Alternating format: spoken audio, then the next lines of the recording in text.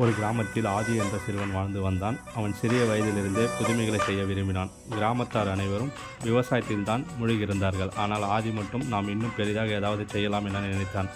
ஒரு நாள் அவன் தனது தாத்தாவிடம் போய் கூறினான், தாத்தா, நம்முடைய விளைநிலத்தில் வெறும் பயிர்களை வளர்க்காமல் ஒரு பெரிய நூலகம் கட்டலாமா? அதில் எல்லோரும் புத்தகங்கள் படிக்கலாம். தாத்தா சிரித்துவிட்டு, ஆதி, இது எளிதான காரியம் இல்லை. நூலகம் கட்ட நிறைய பணம் தேவை. ஃபஸ்ட்டு நல்ல பிளான் போடணும். அதுக்கப்புறமா ஊர் மக்களும் நமக்கு ஒத்துழைப்பு கொடுக்கணும். இதெல்லாம் கொடுத்தாங்கன்னா தான், இதெல்லாம் இருந்தால் தான் நம்மளால் அந்த கட்டடத்தை கட்ட முடியும், நூலகத்தை திறக்க முடியும் அப்படின்னு சொன்னார்.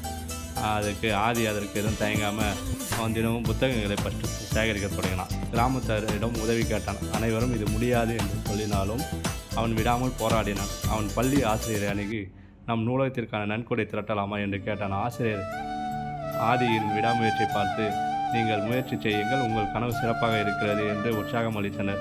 மெதுவாக கிராம மக்கள் அவரை ஆதரிக்க தொடங்கினர். சிலர் பண உதவி செய்தார்கள், சிலர் கட்டிட வேலைகள் உதவினார்கள். 2 ஆண்டுகளுக்கு பிறகு கிராமத்தில் இதுவரை யாரும் கனவு கண்டிராத ஒரு பெரிய நூலகம் உருவானது. பிற கிராம மக்கள் இதை பார்த்து ஆச்சரியப்பட்டார்கள்.